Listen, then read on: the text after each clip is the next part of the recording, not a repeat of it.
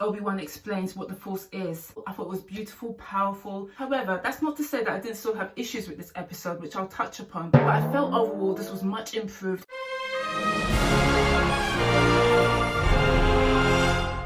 Good morning, good afternoon, and welcome to the channel. My name's Rhodes, back once again with another video. If you're new to my channel, it'd be much appreciated if you could subscribe, hit that thumbs up as well as that notification bell for more content. And yes, I've changed up the look because I'm going out later this afternoon. But anyway, we're here to discuss episode 3 of Obi-Wan.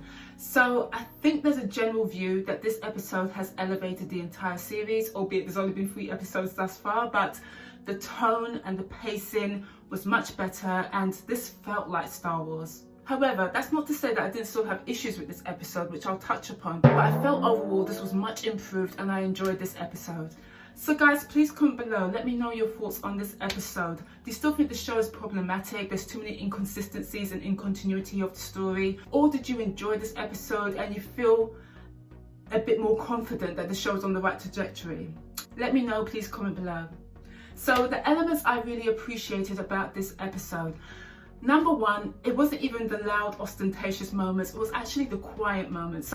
Sometimes the quiet, contemplatory moments between characters is a lot more engaging and strikes a chord with the audience. And I feel the scene between Obi-Wan and Leia on that hovercraft travelator, I thought it was well written, well acted, and Leia can sense something's wrong and she poses the question to Obi-Wan, "Are you my father?" And he responds, "No, I wish I was." I thought that moment was really, really touching. So I really appreciated that whole sequence. As I say, they could have extended that sequence for much of the show as far as I'm concerned, because it just really worked and it was well written. And another element I really appreciated about the show, once again, another character moment whereby Obi-Wan explains what the Force is. I thought it was beautiful, powerful, and it kind of almost evoked a level of hope within himself. So I really did appreciate that scene, as once again, well written.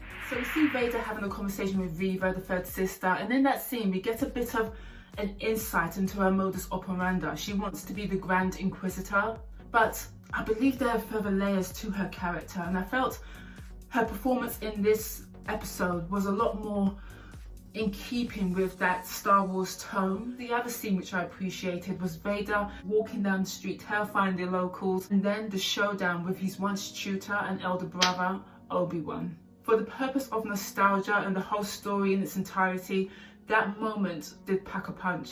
And then we get a saber fight sequence. However, I have to say the actual fight sequence, it was a bit lackluster for me. I appreciate that this is a broken and traumatized Obi-Wan, acknowledging who he's created.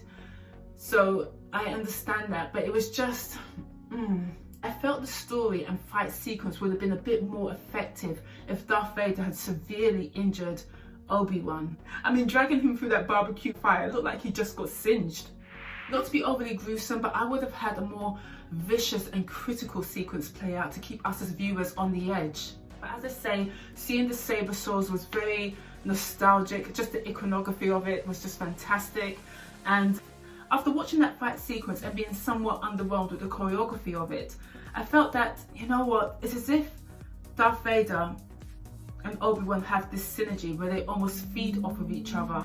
Maybe this may be a bit extreme, but a kind of Batman-Joker type of relationship where those characters feed off of each other. That was the kind of vibe I was getting and watching that whole sequence. What happened at the end was a bit, okay, really? For me, it was a bit of a missed opportunity. Me personally, I would have went there. Obviously not kill off Obi-Wan because that can't be done, but they could have gone there and they really could have, you know. Now, I've already touched upon some issues that I've had with this episode. Now, as I say, with this series, the premise of the show is good, but how the story is being told has been a bit questionable. Now, although this was the first episode where I felt, now this is Star Wars, there were still a few issues I have with the storytelling, how the story is being executed. A few unnecessary things which I just felt, oh gosh, come on. Now, with regard to the final act of the episode, when Tala goes back through the tunnel to help Obi-Wan, I thought that she would be met by Reva. But no, she conveniently climbs upon this hill, or whatever it was, to get an aerial shot of Vader and Obi-Wan, and then shoots a barrel, and then it explodes. That second fire forms a barrier between Vader and Obi-Wan, when Vader can easily extinguish the fire, but that doesn't play out. So I thought, oh gosh.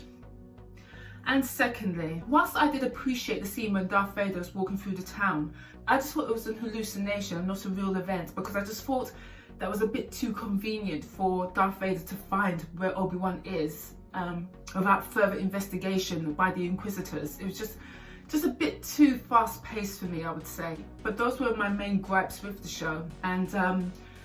And I just feel that with this show, there's many opportunities missed where they really could give us a power punch of a series. They really could give us a premiere series. I mean, this is Star Wars. You can't get any more rich than this story, than this mythology. And that whole sequence with Reva finding Princess Leia at the end of the tunnel, that was, once again, a bit overly convenient for me. So to conclude, this felt more like Star Wars. As I say, the tone and the pacing was much better in this episode. A lot of beautiful quiet moments, character moments in this episode, which I thought was the best part, to be fair. Even more so than the showdown fight sequence between Darth Vader and Obi-Wan. I felt, as I say, it could have been more vicious, but it was a bit lackluster, and the whole fire sequence and extinguishing the fire and then the fire becoming a barrier and then Obi-Wan is whisked away. It was just too convenient. Yeah. But anyway, that's my review of episode 3. Overall, much better. We're getting there, but at this stage, we should already be there. So please comment below. Did you enjoy this episode? Do you have the same issues as me? Good premise, but the execution a bit questionable. But please comment below. I'd love to read your comments, and I'll see you down in the comment section. And thank you ever so much for watching my review of episode 3. I'm a bit late because there's so much going on, as you can imagine. We've got the boys, we've got Stranger Things, so many things going on, and we've also got a bank holiday in the UK, so fun times. As I say, I'll be heading out later on in the afternoon. So anyway guys, I shall see you soon, and thank you again for watching my video, and thank you for everyone who's subscribing to my channel. It's so very much appreciated, and I'll see you soon on episode 4. And yes, we've got the boys and several other shows to talk about. So anyway guys, take care for now. I'm just yammering now, so adios. Bye.